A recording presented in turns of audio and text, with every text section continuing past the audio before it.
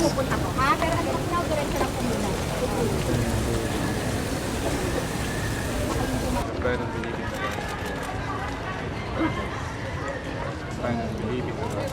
Yung abo, hindi yan dekorasyon lamang, but simbolo yan ng ating pag-ano ng ating mga pagkakasala sa Kanya.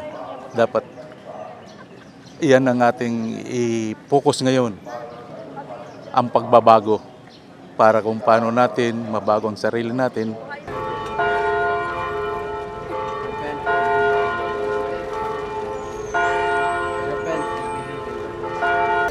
Ito po yung pagpapakilala natin sa Panginoon bilang sakripisyo po niya para sa atin.